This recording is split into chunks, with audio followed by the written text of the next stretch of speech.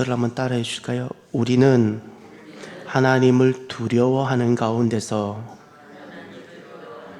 거룩함을 온전히 이루어, 다시 합시다. 하나님을 두려워하는 가운데서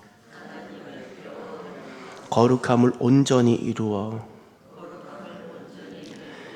경외와 거룩함이 함께 가는 겁니다. 두려워하는 가운데 하나님에 대한 경외가 커지는 만큼 거룩함을 이루어가는 것입니다. 아무리 성실하게 살아도 하나님에 대한 경외가 없다면 아직 나는 거룩으로부터 많이 먼 것입니다. 주님께 돌아와서부터 시작되는 것이 경외입니다. 이 경외를 하는 이것을 이루어가는 것입니다. 먼저 안내 말씀을 드립니다.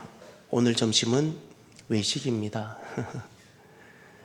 그래서 예배 후에 그냥 가시지 마시고 교회차와 우리 여러 성도들과 더불어 차를 카풀로 해서 같이 이동하셔서 다정식당으로 가시는데, 오늘 식사는 조순옥 권사님께서 내신 일입니다. 지난 주 중에 생신이 있었는데 그 생신의 기쁨을 이렇게 성도들과 함께 식사로 나누는 것으로 대신하고자 하신답니다. 그래서 기쁜 마음으로, 축하하는 마음으로 여러분 함께 오늘 점심 식사에 참여해 주셨으면 감사하겠습니다. 오늘 성화 열 몇 번째였죠? 순서가 19번째 신앙을 질문하라. 오늘은 성화에 대한 부분입니다. 성화를 알기 위하여 먼저 우리 안에 어떤 놀라운 역사가 일어났는지 로마서를 통해서 4가지 큰 정리가 되어져야 됩니다. 로마서는 1장부터 8장까지 복음이 무엇인지, 무엇이 복음인지를 정확하게 우리에게 말씀하고 있는데, 첫 번째 로마서 1, 2, 3장을 통해서 사람은 죄인입니다. 유대인도 죄인이고 이방인도 죄인이고 그래서 모두가 죄인입니다. 사람은 곧 죄인입니다를 말씀합니다. 두 번째, 그래서 사람은 죄인이기 때문에 하는 모든 이 죄밖에 될 수 없기 때문에 희망이 없고 소망이 없고 구원의 가망이 전무했는데, 그래서 하나님이 하셨습니다. 이것이 하나님이 하십니다. 하나님이 하십니다. 하나님의 행위, 이것을 의라 불러요. 하나님의 행위, 하나님의 의입니다. 그래서 두 번째 로마서는 하나님의 의를 이야기합니다. 그것이 십자가로 나타났고 그렇게 오신 분이 바로 예수 그리스도이십니다. 그래서 우리에게 구원이 이루어졌고, 주님께서 대속해 우리의 문제를 대신 담당하시고 우리에게 구원을 선물로 주셨던 겁니다. 우리는 죄인이어 살 수 없는데 하나님께서 하신 겁니다. 이게 두 번째입니다. 세 번째, 하나님이 하셨던 이 놀라운 이 의를, 이 구원을 받아들이는 것이 믿음입니다. 받아들인 겁니다. 그래서 이렇게 받아들인 상태를 주님께서 의롭다 여겨주십니다. 받아들인 자를, 예수님을 영접하고 하나님이 하신 일들입니다. 하나님 하신 일들을 아멘 하면서 받아들일 때 하나님은 그를 의롭다 여겨주세요. 이것을 칭의라 불러요. 이 칭의라는 것은 무죄 선언해 주신다는 거예요. 그가 죄가 많았는데 하나님 하신 일들을 받아들여요? 내가 너를 무죄 선언해 주겠다는 겁니다. 이거에 정반대되는 개념이 단어가 정죄함입니다. 유죄 선언입니다. 너가 죄를 지었잖아. 너가 죄를 지었으니까 죄를 받아야지. 죄 지은 만큼 정죄받는 것이 정죄함입니다. 이 정죄함은 죄를 더 얻는다는 뜻이 아닙니다. 너 지은 만큼 죄값 받아야지. 이게 유죄 선언입니다. 넌 죄 지었잖아. 당연히 너 죄 받아야지. 영원히 지옥 가서 죄 받아야 돼. 이게 정죄함이에요. 이거에 정반대되는 개념이, 너는 죄를 지었지만 너는 내가 하는 일들을 받아들였잖아. 그래서 내가 나의 권세와 나의 권위로 내가 너에게 무죄 선언하노라, 이겁니다. 이게 의롭다 여김을 받는 거예요. 이것을 칭의라 불러요. 이것을 그러니까 하나님 하신 것을 이렇게 받아들이다, 이것을 믿음이라 불러요. 그래서 믿음은 행위가 아닙니다. 받아들인 것인데 무슨 행위예요? 정말 괘씸하고 발칙한 생각이 있는데 믿음을 행위로 보는 겁니다. 믿음은 절대 행위가 되지 못합니다. 하나님 하신 모든 일들을 다 하나님 이루셨는데, 십자가도 하나님 이루셨고 우리의 구원도 하나님 다 이루어 주셨는데, 내가 오늘날 그냥 거기에 받아들이는 이것을 행위라고 본다는 것은 굉장히 괘씸한 생각입니다. 아직도 여전히 내가 무엇인가를 하나님께 하고자 하는 거예요. 구원을 내가 마치 무엇을 했기 때문에 이루어진 것처럼 말하고 싶은 거예요. 하나님이 하신 거예요. 믿음은 행위가 되지 못합니다. 그래서 구원은 은혜라 말하는 거예요. 은혜. 하나님의 절대적인 은혜. 그래서 로마서는 세 번째 믿음을 말합니다. 이것이 믿음이다. 그리고 마지막 네 번째, 로마서에서는 사람은 죄인이지만 하나님이 하셔서 우리가 그걸 받아들이는 자에게 구원이 이루어졌는데 그 결과가 어떤 복음이 이루어지는가를 말씀하고 있어요. 믿는 자에게 주어지는 놀라운 기쁜 소식을 말하면서 로마서 전반부가 끝납니다. 기쁜 소식이 무엇인가? 로마서가 말하고 있는 복음이 무엇인가? 십자가를 받아들인 그들에게 주어지는 하나님 은혜의 복음이 무엇인가? 그 첫 번째가 사망으로부터 자유하고, 두 번째가 죄로부터 자유하고, 세 번째가 율법으로부터 자유하고, 네 번째 이것을 온전히, 그것을 알고도 행하지 못하는 이들이 성령 안에서 완전히 그 모든 자유를 누리게 되어지고 성령 안에서 자유하고 이렇게 되어지는 겁니다. 이것이 로마서가 주는 복음입니다. 그러면 이 로마서가 주는 복음 안에서 삶을 살아가는 사람들은 변화가 일어납니다. 그것을 성화라 불러요. 사랑하는 성도 여러분, 성화란 도대체 무엇일까요? 성화란 도대체 무엇일까? 먼저 여러분 성경을 한번 찾아볼까요? 성화와 관련된 아주 중요한 말씀, 레위기 19장 2절입니다. 레위기 19장 2절.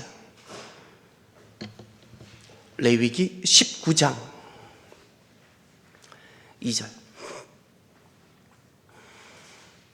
이 말씀은 지난날 구약시대 때 이스라엘 백성들에게 주신 말씀이고 오늘 교회에 주시는 말씀입니다. 다 함께 읽어볼까요? 너는 이스라엘 자손의 온 회중에게 말하여 이르라. 너희는 거룩하라. 이는 나 여호와 너희의 하나님이 거룩함이니라. 아멘. 저를 따라합시다. 너희는 거룩하라. 예, 명령입니다. 그런데 누구에게 준 명령인가? 이방인이 아닙니다. 이스라엘입니다. 이스라엘에게 주신 명령, 이건 단호합니다. 타협이 없습니다. 하나님의 명령이었습니다. 성화를 이야기하기 전에 제일 먼저 하나님께서 사랑하는 하나님 백성들에게 요구하신 것이 있었는데 그것이 거룩입니다. 거룩. 성화는 하나님의 명령입니다. 명령. 그럼 두 번째, 성화란 도대체 무엇일까? 거룩해져 가는 과정입니다. 거룩해져 가는 과정이 성화입니다. 그럼 세 번째, 성화란 이것이 구체적으로 삶에서 드러나고 나타나게 되어집니다. 성화는 반드시 보여집니다. 자기가 알게 되어집니다. 아, 내가 달라져 가는구나. 본인이 알고 남들도 압니다. 이것이 성화입니다. 네 번째, 성화는 하나님의 역사입니다. 성화이기에 사람들은 성도들의 역사일 거라 생각합니다. 그가 더 많이 기도하고 그가 더 많이 봉사하고 그것이 성화라 생각합니다. 내가 무엇을 한다고? 아닙니다. 성화는 하나님의 역사입니다. 그래서 은혜입니다. 주체가 사람이 아닙니다. 이것이 바로 성화입니다. 그러면 질문을 해봅시다. 우리가 왜 우리가 구원받았으면 됐지? 구원받았으면 됐지 왜 성화가 필요할까? 여러분, 우리는 시간 가운데 살아가기 때문에 하나님께서 단번에 동시에 이룬 이 구원을 우리는 쪼개서 말할 수 있습니다. 중생의 시간이 있고 내가 하나님을 알아가는 회심의 시간이 있고 또 아직도 나는 옛 삶이 아직 청산이 안 되어서 계속 변화되어져 가야 되는 과정이 있고 마지막에 영화의 과정이 있고. 잘 보세요. 이게 구원입니다. 중생이 있고 회심이 있고 칭의가 있고 성화가 있고 영화가 있어요. 근데 영원에서 보면 이게 동시에 일어나요. 근데 시간 가운데서 이것이 다 쪼개어서 일어나는 거예요. 우린 시간이 필요한 사람입니다. 몸이 있어요. 우린 뻥튀기처럼 또는 컴퓨터처럼 데이터를 넣는다고 한 번에 값이 나오는 존재가 아니에요. 우린 몸을 가지고 있기 때문에 몸의 변화가 필요하고 땅에서 살고 있기 때문에 우린 시간이 필요한 존재입니다. 그래서 왜 성화가 필요한가? 이미 구원받았는데 구원받았으면 됐지 왜 성화가 필요한가? 이 성화는 구원의 한 부분이고요. 구원의 한 부분이고 이것을 통하여 결국 우리는 구원의 완전함인 영화에 이르게 될 것입니다. 그러면 성화가 왜 필요한지 성경을 한번 찾아봅시다. 히브리서 12장. 신약성경 히브리서 12장 14절.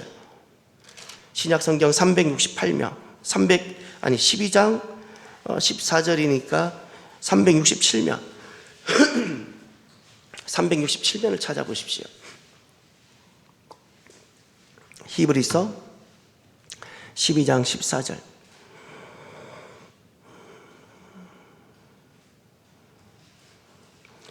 함께 보겠습니다. 모든 사람과 더불어 화평함과 거룩함을 따르라. 이것이 없이는 아무도 주를 보지 못하리라. 너희는 하나님의 은혜에 이르지 못하는 자가 없도록 하고, 또 쓴뿌리가 나서 괴롭게 하여 많은 사람이 이로 말미암아 더럽게 되지 않게 하며. 지금 14절과 15절 지금 무엇을 말씀하고 있는가 하면, 주를 보지 못하리라, 또 은혜에 이르지 못하는 자가 없도록 하고, 거룩함을 따라야 주를 보게 되어진다는 겁니다. 이 거룩함을 따르는 과정이 성화입니다. 우리가 성화는 자기가 좀 더 나은 인간, 좀 더 나은 삶을 영위하기 위한 어떤 것이 아닙니다. 좀 나은 세상 사람들보다 조금 더 뛰어난 어떤 존재가 아닙니다. 하나님을 만나기 위하여 내가 준비되어져 가는 과정입니다. 준비되어져 가는 과정입니다. 왜냐하면 하나님은 거룩하시기 때문에 우리가 거룩함을 따르지 아니하면 거룩하신 주님을 뵙지를 못하고 하나님의 은혜에 이르지를 못하게 되는 것입니다. 이것이 그래서 우리가 성화가 필요한 것입니다. 그러면 세 번째, 성화의 주체를 생각해 봅시다. 성화는 많은 사람들이 이런 오해를 합니다. 예수님을 믿고 나면 더 많이 기도하고 교회 봉사를 함으로 내가 조금 더 이제 믿음의 사람으로 내가 될 것이라고, 성화의 결단도 내가 하고 성화의 주체도 나라고 생각합니다. 성화는 실제적으로 일어나고 구체적으로 직접 변화로 나타나는데, 성화의 주체는 사람이 아니라 하나님이십니다. 첫 번째, 하나님 말씀이 주체입니다. 언제 내가 변화되어지고 성화되어지는가? 내가 말씀을 읽어가는 것이 아니라 말씀이 나를 읽어갈 때가 올게 될 것입니다. 처음에는 내가 성경을 읽어요. 성경 통독을 하든 성경 묵상을 하든 항상 나예요. 내가 읽고 내가 묵상해요. 근데 때가 되면 어떤 시간이 오냐면 말씀이 나를 읽게 하고 말씀이 나를 보게 하는 순간이 오게 될 겁니다. 그때 이제 성화가 되어져 가는 거예요. 말씀이 나를 읽어야 돼요. 말씀이. 그때부터 말씀이 달라지는 겁니다. 또 성령님이십니다. 성화의 주체는 두 번째가 성령님이십니다.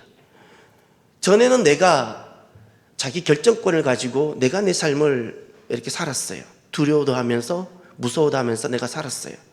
남들에게 뒤처지지 않으려고 남들이 가는 만큼 가려고 했어요. 대세를 따르고 세상에 이렇게 안테나를 높이 세운 다음에 사람들이 뭐 하는가를 보고 사람들이 하는 것대로 나도 그렇게 살려고 몸부림치며 살았어요. 그 성화는 무엇인가? 성령님께서 내 안에 거주하시는 성령님입니다. 사람들은 어떻게 살든지 간에 내 안에 계시는 성령님께서 나를 어디로 이끄시는지, 지금 나에게 무엇을 말씀하시는지, 나에게 무엇을 원하시는지를 듣고 그 성령님의 이끄심 따라 갈 때 그것을 성화라 불러요.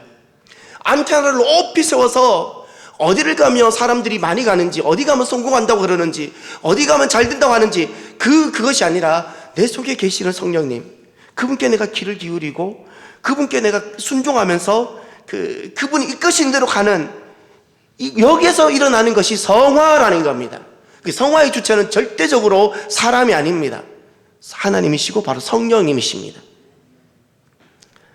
그러면 성화가 이렇게 일어나는 모습들이 있습니다. 네 번째로, 우리 안에 예수님을 믿고 나면 모든 사람은 시차는 조금 있고 속도는 조금씩 차이가 있지만 다 변화되어져 갑니다. 제가 지금 우리 교회에 온 지 올해로 올해가 만으로 10년째네요. 여러분 올해 11월 첫째 주 잔치 한번 했으면 좋겠어요. 제가 우리 교회 온 지 만 10년째입니다. 참 감사하네. 돌아보니까 제가 처음 우리 교회 딱 왔을 때 수요일날 오기 전에, 부임하기 전 몇 주 전에 잠깐 설교를 갑자기 수요일날 하라고 전날 저녁에 연락이 와서 수요일날 설교를 딱 하는데, 그때 김석수 장로님이 어디 앉으셔서 어떻게 저를 보았는지 기억을 해요. 예. 그리고 제가 우리 교회 왔을 때 이교영 장로님이 당시 이제 안수 집사님으로 얼마나 기뻐하시고 환영해 주셨는지 기억했어요. 너무너무 기뻐하셨던 것도 제가 다 기억하고, 근데 제가 벌써 이렇게 10년이 됐어요. 너무너무 감사하고 기쁩니다. 제가 뭘 이야기하다가 이렇게 옆으로 샜죠? 예. 제가 이 말씀, 10년 전에 제가 여러분을 뵀잖아요. 10년이 흘렀어요. 저는 제가 느끼는 게 있어요. 그동안 하나님 우리를 많이 변화시켜 주시고 이끌어 주시고 달라지게 하셨어요. 할렐루야.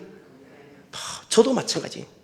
10년 전 제 모습 여러분이 아실 거예요. 참 많이 부족하고, 지금도 부족하지만 그 사이에 우리 목사님이 좀 달라졌구나 좀 못 느끼세요? 느껴져야 되는데. 예. 이런 어떤 변화들이 있는 거예요. 변화들. 그러면 성화의 구체적인 모습들을 한번 볼까요? 첫 번째가 몸을 주관하는 죄의 권세들이 파괴가 됩니다. 몸을 주관하는 죄의 권세들, 예수님을 믿기 전에는 이 죄의 권세들을 다 사로잡혀서 벗어나지 못한 채 그렇게 살았는데, 성화가 되기 시작하면 이것들이 파괴되고 무너지기 시작하는 거예요. 한 분 집사님이 남자분인데 이렇게 이야기를 해요. 제가 빵 터졌어요. 목사님, 제가 고등학교 때부터 담배를 시작했는데요, 시작하면서부터 담배가 안 좋아서 끊으려고 했는데 그때부터 금연 시작해서 50세 때까지 금연을 시도하면서 계속 담배를 피웠다는 거예요. 담배를 시작하면서부터 끊어야겠다 했는데 못 끊고 그러다가 50세 때 암이 찾아온 거예요. 그 전까지는 한번 짧고 굵고 멋있게 성공하며 한번 살아보자고 생각을 했대요. 인생 뭐 있나, 한번 짧고 굵게 진짜 멋지고 성공해서 한번 살아보자, 이렇게 살고 그렇게 살면 되는 줄 알았대요. 근데 암이 떡 찾아오니까 이게 아니구나, 이렇게 살아서는 안 되겠구나, 여기서 내 인생이 끝날 수 있겠구나를 알고, 그때 뭐랄까요, 회심 같은 일들이 일어났어요. 암이 찾아왔는데 암 선고를 받고 사형 선고를 받았는데, 그 일이 본인은 하나님 앞에 완전히 돌아서는, 그 전에는 술을 먹어도, 그 전에 세상 속에서 세상 사람들과 똑같이 살면서도 하나님을 잊어버려 본 적은 없어요. 항상 하나님 생각하면서 술을 마시고, 심지어 술자리 가서도 기도하고 그래서 사람들이 그랬대요. 술 먹기 전에 기도하는 사람은 너가 처음이라고. 그렇게 하면서도 똑같이 살긴 했어요. 그러나 하나님을 떠나지는 못해요. 그러다가 그 암이 찾아오고 나서 이분이 회심이 일어난 것 같아요. 그랬더니 어떤 일이 일어나는가? 고등학교 때부터 시작한 이 담배가 그렇게 끊으려고 금연 운동을 그렇게 고등학교 때부터 했는데 못 끊던 담배 그냥 끊어졌어요. 그냥 끊어진 거예요. 제가 물어봤어요. 금단 현상이 없으셨어요? 하니까 없었대요. 보통 담배를 피다가 담배를 끊으면 불안해지거나 초조해지거나 또 담배를 찾고 싶은 어떤 유괴 욕구가 일어나요. 그동안 담배에 찌들었었으니까. 술을 먹던 사람이 술을 끊으면 금단 현상이 일어나서 손을 떨린다든지 어떤 일들이 일어나야 되는데 없어졌어요. 그래서 술과 담배를 붙들고 있었던 그 권세를 성령님이 파괴하신 거예요. 이건 영적인 거예요. 많은 사람들이 금연운동, 금주운동을 육으로 해요. 하나의 좋은 방법일 수 있는데 영적인 것으로 접할 수 있어야 됩니다. 영적인 겁니다. 죄의 권세가 끊어지니까 그냥 바로 끊어져 버렸던 거예요. 고등학교 때부터 시작 때부터 금연하려고 했던 것이 안 되던 것이 성령님께서 작동하시니까 바로 끊어진 거예요. 금단 현상 없이. 이게 성화의 모습입니다. 두 번째, 죄의 몸에서 나오는 몇 가지 정욕들이 점점 약해지고 줄어듭니다. 한 번에 없어지진 않습니다.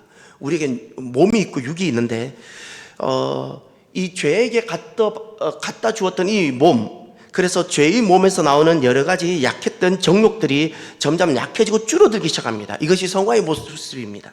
세 번째, 점차 구원의 은혜가 구원의 은혜를 안에서 활기를 되찾고 건강을 되찾게 되어집니다. 네 번째, 성화의 모습들, 그럼에도 불구하고 불완전합니다. 저를 따라합시다. 그럼에도 불구하고 불완전합니다. 우리가 걸어가는 성화의 길이 그렇습니다. 어떤 사람은 성화가 많이 진행된 사람도 있을 수 있고 적게 진행된 사람이 있겠지만 누구도 그 성화를 완전히 이루는 사람은 세상에 단 한 사람도 없습니다. 우리는 여전히 얼마간의 부패가 남아 있습니다. 이것 때문에 우리는 어떤 일을 겪냐면 성화가 완전히 일어나면 일이 없는데 성화가 완전히 이루어지지 않았기 때문에 성화 중했기 때문에 우리에게 발생하는 일들이 있습니다. 영적 전쟁입니다. 육의 소욕이 끊임없이 일어나고 또 성령의 소욕도 일어나고 사도 바울 때 그 노사도 60대 때까지 이 주님 앞에 돌아갈 때까지 이 내적 전투 이것이 끊임없이 있었고 그것 때문에 자기는 참 공고하고 비참한 사람이라고까지 고백을 했던 사람입니다.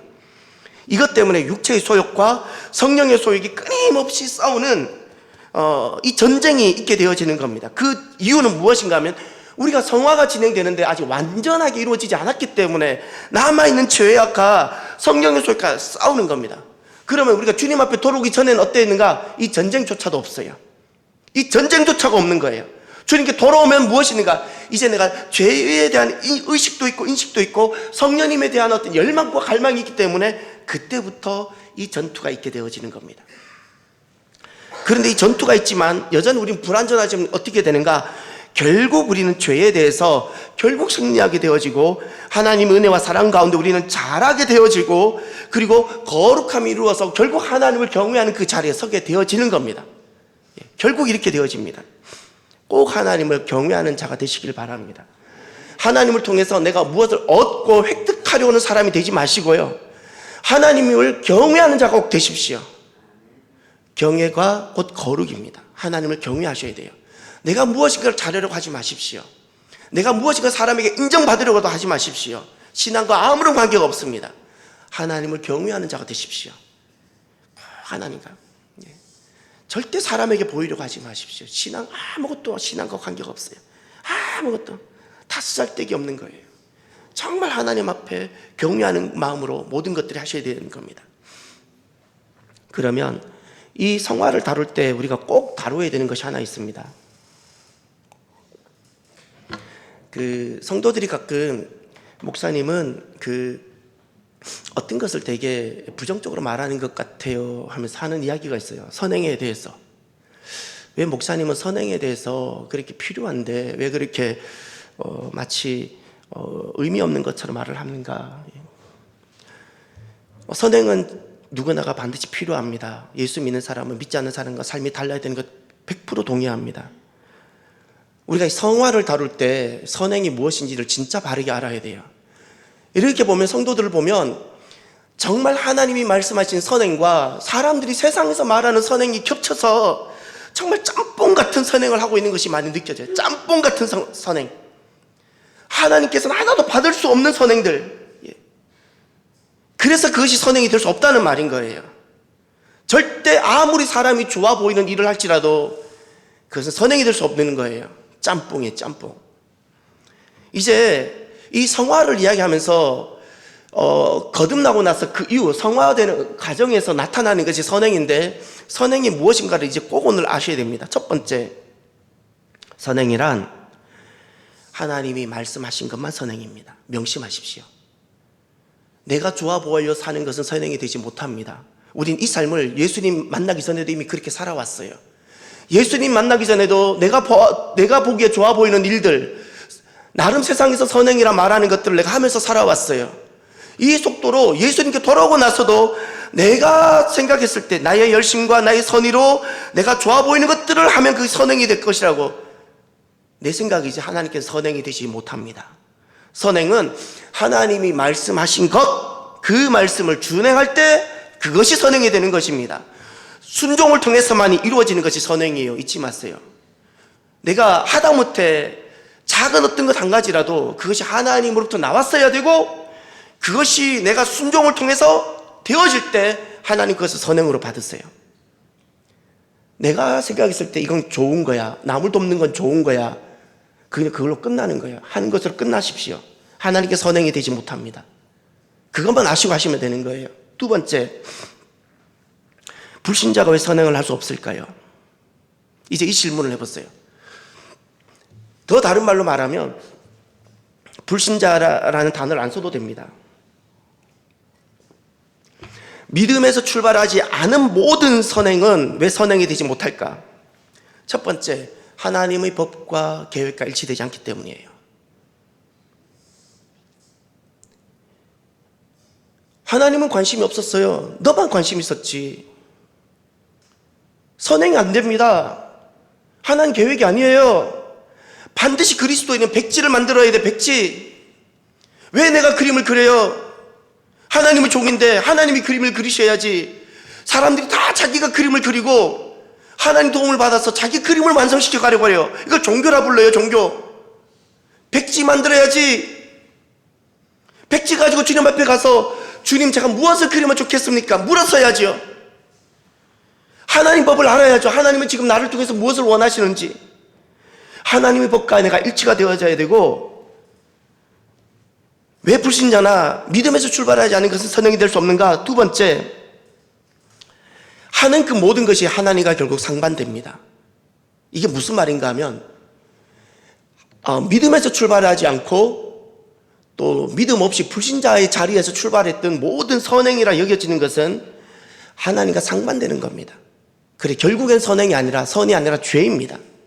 죄입니다. 세상에서는 그것을 선행이라 부르는 어떤 것이 될지라도 이것은 하나님부터 출발되지 않았고 상반되는 자리에서 나온 것이기 때문에 결국에는 죄받게 되지 않는 것입니다. 또 우리에게는 세 번째, 양심이라는 것이 있죠. 그럼 목사님, 양심, 선한 양심에 근거해서도 우리는 좋은 일을 할 수 있지 않습니까? 양심에 순종해 사는 것은 그동안 이 양심이 누가 지배했는가를 기억하셔야 돼요. 내가 주님 앞에 돌아와서 내가 주님 앞에 완전히 헌신하기 전까지 내 양심은 악이 지배하고 악에게 종노릇 당했던 양심이에요. 그 양심에 순종을 해요? 악에게 순종하는 겁니다. 그래서 우리가 여러분 그거 기억 못 하세요? 정말 내가 예수님 앞에 돌아오기 전에 내가 자녀를 양육했던 방식과 자녀를 길렀던 것이 얼마나 그릇되고 잘못되는 것이 많았는지, 나는 그 당시 부모로서 그것이 선행인 줄 알고 했지만 얼마나 우리가 잘못한 것이 많았는지 느끼지 못합니까? 부모의 그 양심에 우리가 순종하면서 했지만 결국엔 그것은 선행이 되지 못하는 겁니다. 그래서 절대 불신자가 절대 또 믿음이 아닌 그것은 선행이 될 수 없고 선행을 할 수 없습니다. 그럼 세 번째, 선행이란 무엇일까? 내 믿음이 살아있는 결정적인 증거입니다. 믿음이 살아있는 증거. 선행은 이렇게 하는 겁니다. 감사해서 하는 겁니다. 하나님 감사합니다. 구원받은 은혜도 감사하고, 내가 무엇을 드러내고 누구를 돕는 것이 먼저가 아닙니다. 그냥 감사해서. 이것이 선행이고, 두 번째, 이 선행은 그 선행을 통하여 내 구원과 내 믿음, 하나님이 나를 사랑하신다는 이런 것이 확신이 견고해지는 겁니다. 왜냐하면 선행은 나로부터 나오는 것이 아니라 하나님의 명령과 하나님의 분부, 미션, 임무, 거기에 내가 순종함으로부터 나오는 것이기 때문에 그것이 선행입니다. 그렇기 때문에 여기에서 무엇이 하나님 나를 사랑하시는구나, 하나님 나와 함께 하시는구나, 이 믿음, 확신이 더욱더 견고해지는 겁니다. 네 번째, 이 선행은 선행 자체가 신앙 고백입니다. 내가 하는 것이 아니라 하나님이 말씀하신 거였고 그곳에 내가 순종하며 따라가는 것이기 때문에 이 선행 자체가 신앙 고백인 겁니다.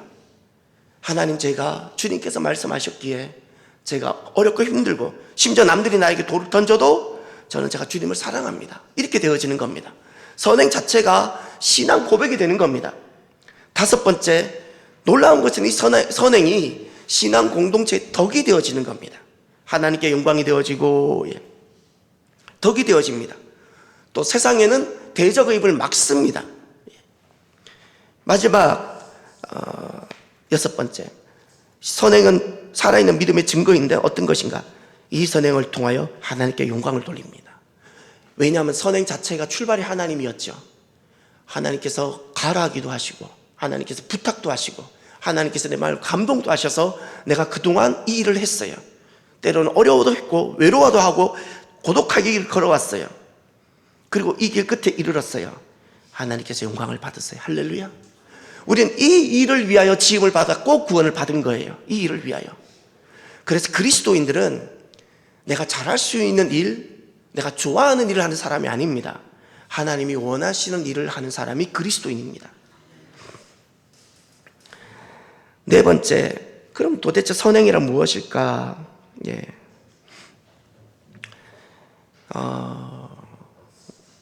선을 행할 수 있는 능력이 개인의 영성일까요? 그렇지 않습니다. 선을 행할 수 있는 것은 개인의 영성이나 인격이 아니라 그리스도 영으로부터 나옵니다. 세상에서는 착한 사람 다 인격으로 보죠. 틀린 말이 아닙니다. 아주 법 없이도 사는 사람들이 있죠. 실은 다 죄인인데 알고 보면 다 죄인이에요. 그런데 나름 착하게 살아가는 사람들이 있습니다. 나름 다 죄인인데 자기 죄들은 다 감춰놓고 나름 좀 착한 사람. 한 가지 가끔 교회 안에서 이런 모습들이 보입니다. 내가 나름 선행을 하면 내가 그동안 지었던 죄들이 좀 이렇게 좀 상쇄되어지고 좀 갚아질까? 어린 반푼어치도 없어요. 그런 마음으로 어떤 일을 해서는 안 됩니다. 사람이 행하는 어떤 선한 어떤 것이 내가 지었던 그 어떤 죄의 용서, 하나님이 우리에게 죄를 용서하시는데 만분의 1조 영향을 못 끼친다는 사실을 기억하십시오. 우린 그런 의미로 우리는 어떤 선행을 하지 않습니다. 근데 그런 느낌이 들 때가 있어요. 대단히 불쾌합니다. 선을 행할 수 있는 성도의 능력은 어디로부터 나오는가? 성령으로부터 나옵니다. 성령님께서 실제적으로 우리에게 감화하시고 성령님의 특별한 역사와 은혜로 우리에게 이제 선을 행할 수 있는 어떤 일들이 일어나는 겁니다. 그래서 선을 행한다. 선행이라는 것은 하나님의 은혜입니다. 잊지 마십시오. 선행은 하나님의 은혜입니다. 은혜. 마지막으로 선행에 대해서 우리가 하나 고백해야 될 것이 있는데, 오늘 성화를 다루기 때문에 이 선행을 꼭 다뤄야 됩니다. 너무 성도들이 오해하고 잘못 알고 있습니다. 선행은 절대 공로가 되지 못합니다. 공로가 안 됩니다. 공로. 자랑할 거리도 되지 못합니다. 누가 하지 않는다고 책망했어도 안 됩니다. 왜 선행은 아무리 많은 것을 해도 공로가 되지 못하는가? 우리가 어떤 행하는 순종해서 행하는 그 선행이 여전히 연약하고 불완전합니다. 내가 정말 몸바쳐 충성해서 열심히 해도 여전히 어떤 내가 이루어 놓은 것은 완전하지 못하고 연약합니다. 주님께서 우리에게 주신 미션조차도 100% 완수하지 못한 것일 뿐입니다. 하나님께 공로가 되지 못합니다. 더구나 지금 내가 선행을 합니다. 주님께서 우리에게 예배드린 장차 영광이 있습니다. 내가 지금 하는 선행이 장차 영광을 가져올 거라고요? 아니요. 이 차이가 너무 큽니다. 내가 잠을 자지 않고 남아있는 시간을 다 선행으로 살을지라도 그것이 나의 장차 영광에 어떤 영향을 끼친다든지 가져올 수 있는 것이 되지 못합니다. 너무나도 큰 차이가 있습니다. 그래서 공로가 되지 못하는 겁니다. 하나님께서 우리에게 구원을 베풀어 주시는데 그 어떤 하나님께서 신이 행하셔서 하나님 의로 우리에게 값없이 구원을 베풀어 주시는데 내 이 선행이 하나님 하시는 그 공로, 하나님 의에 조금이라도 보탬이 될까? 아니요. 만분의 1도 보탬이 되지 못합니다. 그럼 우리 선행은 무엇인가? 따라서 무익한 종입니다. 누가복음 17장을 찾아보세요. 누가복음 17장. 항상 이 고백에 서 있어야 돼요. 재직들은 이 고백을 꼭 하셔야 됩니다. 누가복음 17장 10절. 정말 중요한 고백이어야 됩니다. 이 고백이 있어야 있고 나서 일을 하십시오. 사역을 하십시오. 그렇지 아니하면 주님께 돌아오기 전에, 회심하기 전에 세상에서 살아왔던 선행에 대한 속도로 교회 안에서 일을 해요. 그래서 냄새가 나는 거예요. 일을 하는데 냄새가 나요. 일을 하는데 시끄러워요. 일을 하는데 시끄러운 것은 선행이 잘못되었기 때문에 그래요. 누가복음 17장 10절 다 함께 볼까요?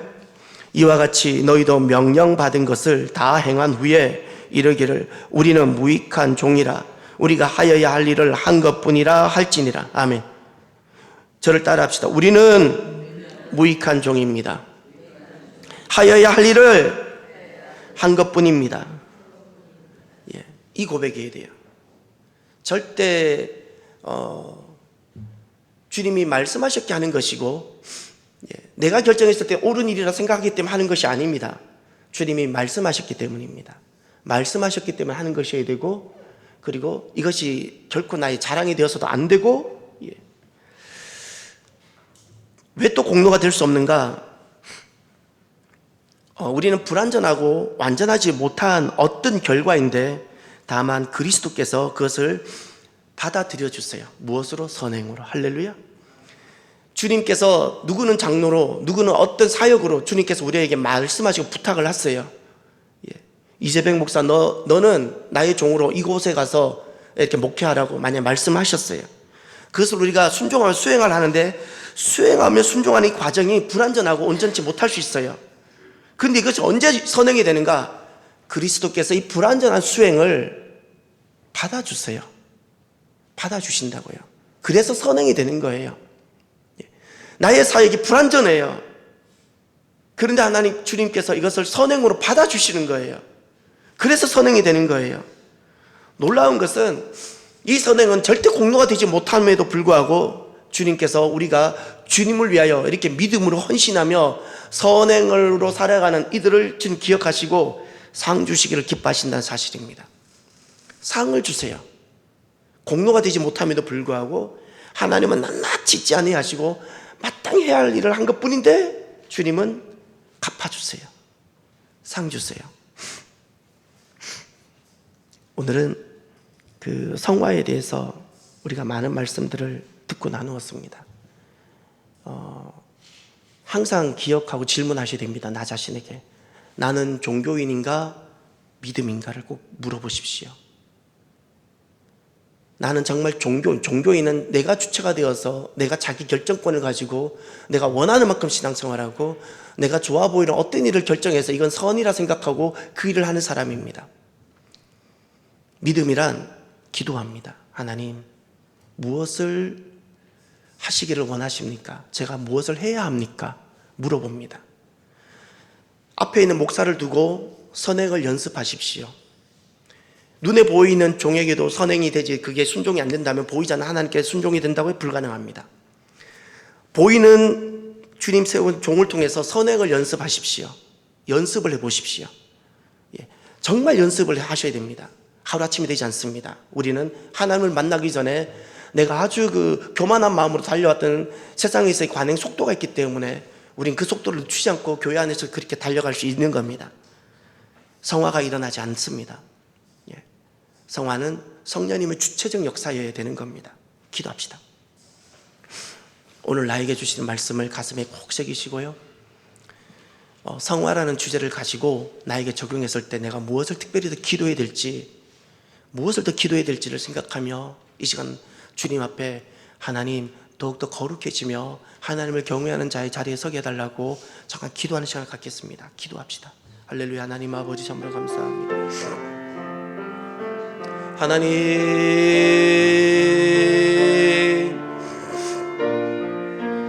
하나님,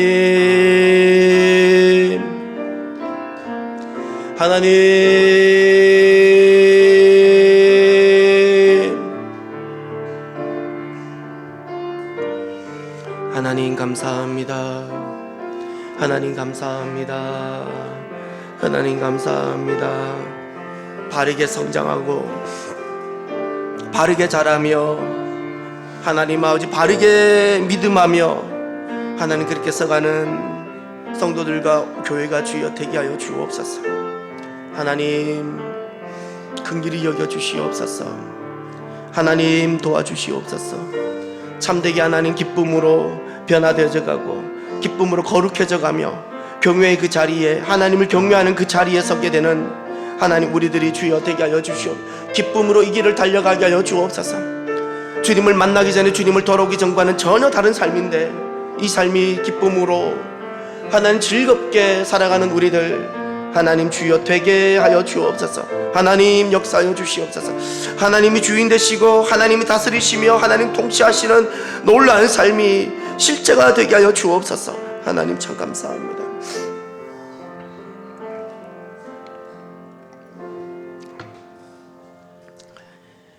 하나님 아버지, 구원 이후 우리가 하나님의 자녀가 된 이후 우리에게 일어나는 놀라운 은혜가 성화입니다. 주님을 점점 닮아가며 세상에 있지만 세상에 속하지 않게 되는 일이 점점 일어나며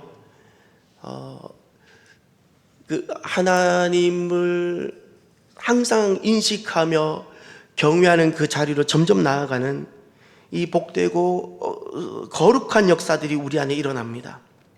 하나님, 기쁘고 즐겁게 이 길을 달려가는